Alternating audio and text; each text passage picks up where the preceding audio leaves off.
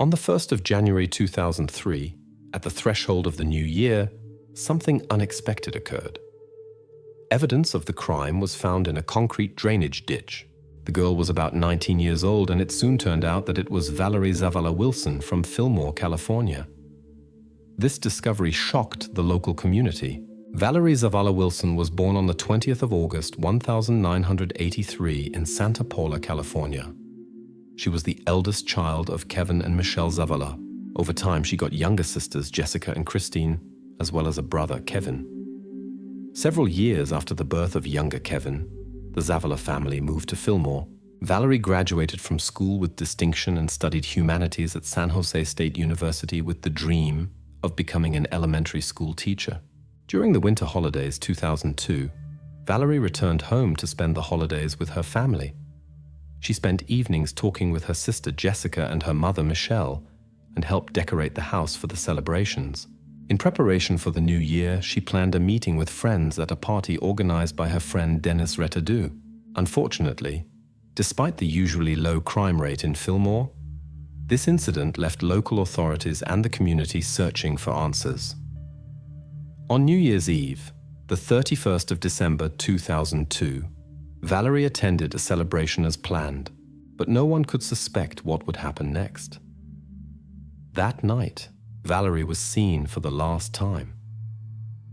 On the morning of the 1st of January 2003, her mother noticed that her daughter had not returned home. After unsuccessful attempts to reach all acquaintances, the family contacted the Ventura County Police with a report of her disappearance. Although less than 24 hours had passed since their last meeting, Michelle was certain that something unusual had happened. On the same day, around 10 o'clock in the morning, another event occurred. A young man who wanted to take a shortcut home chose a narrow path. When a car drove by, he had to step aside and found evidence of the crime in a concrete drainage ditch, which apparently interested the police. He immediately informed the authorities. When the investigators arrived, their fears were confirmed. It turned out that it was Valerie Zavala. The circumstances under which Valerie was found were disturbing and suggested what she had experienced. The case was placed under the leadership of investigators Melissa Smith and Bill Ayub, as well as Police Chief Jose Rivera from the Ventura County Police. At the accident site, fresh and orderly traces were found, which led the investigators to suspect that the incident happened on New Year's Eve. This was confirmed by the well-groomed appearance of the girl, clean nails and hair. The entire area was covered with traces of the incident. The outer clothing was in its place, but the underwear was missing. Additionally, cypress branches were found that were used for camouflage, which is strange since no cypresses grow in this area. Despite these attempts, the investigators were able to find some important evidence. With heavy news, the investigators made their way to Valerie's family, who had just filed their missing person report only hours earlier. This news was received with great sadness. Especially Michelle felt this. Immediately after finding the traces, the investigation began, and no time was wasted. When the emotional state of the Zavala family stabilized, information gathering began.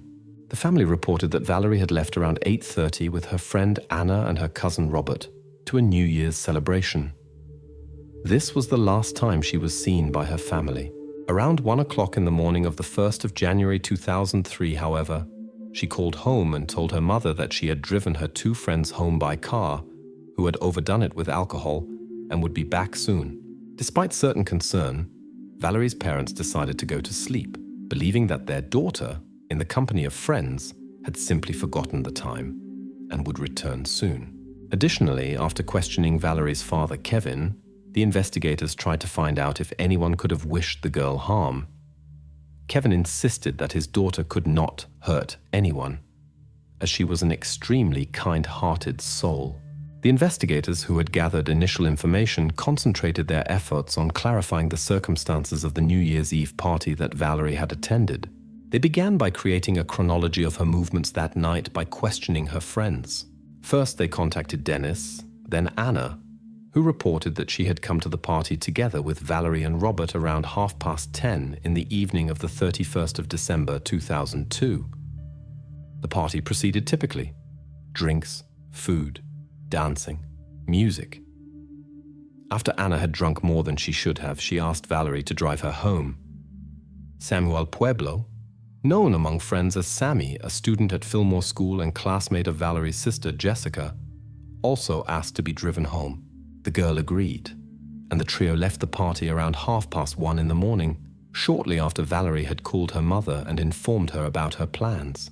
Although Anna was very drunk, she could remember that Valerie had dropped her off and driven away with Sammy.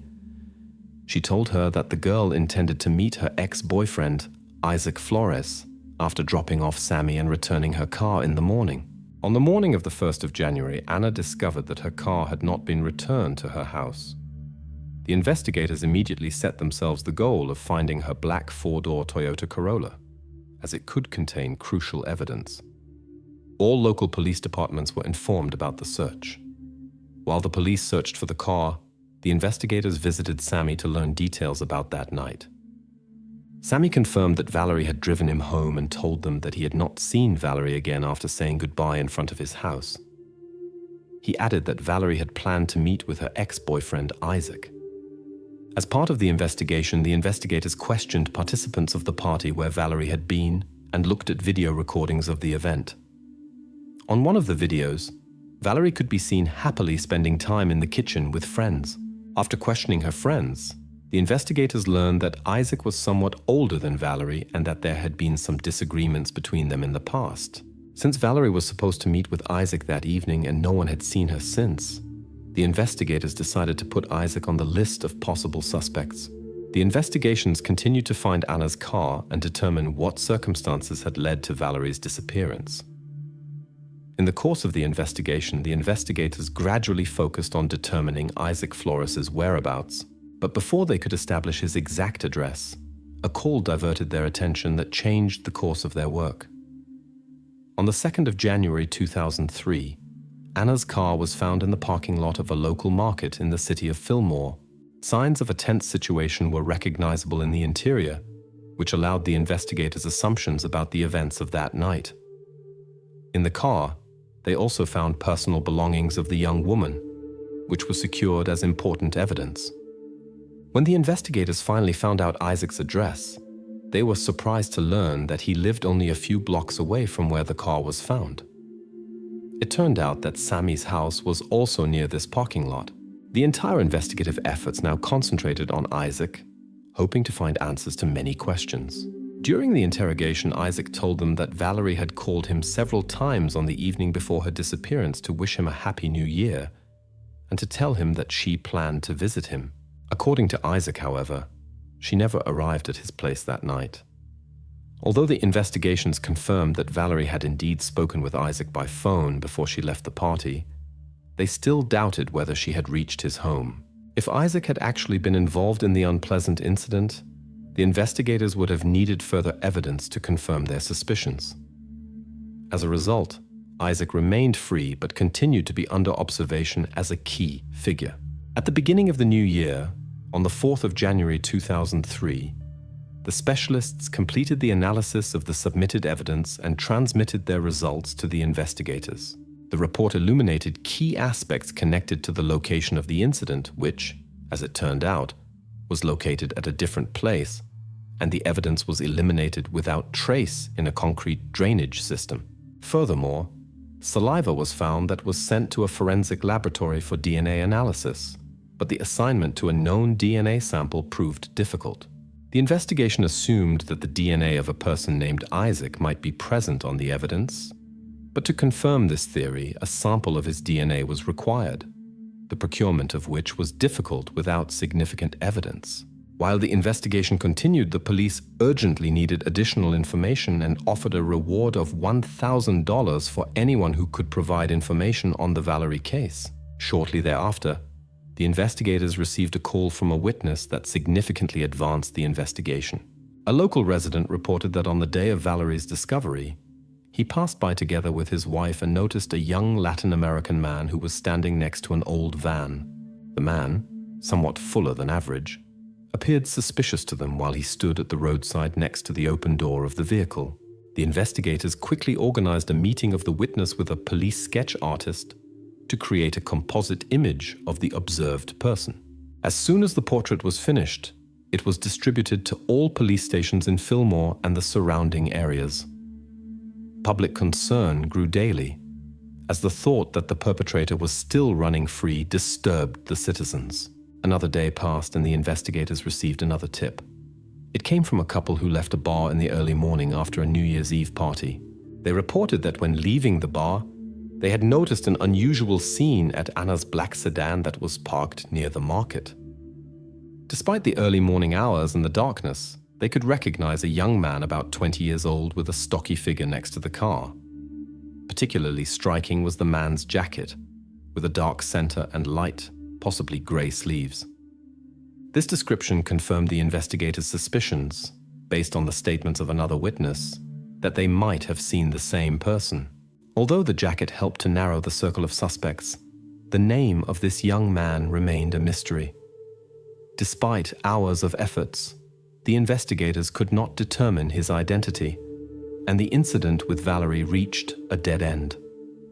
When the investigators felt that the case had stalled, something happened that brought light into the darkness.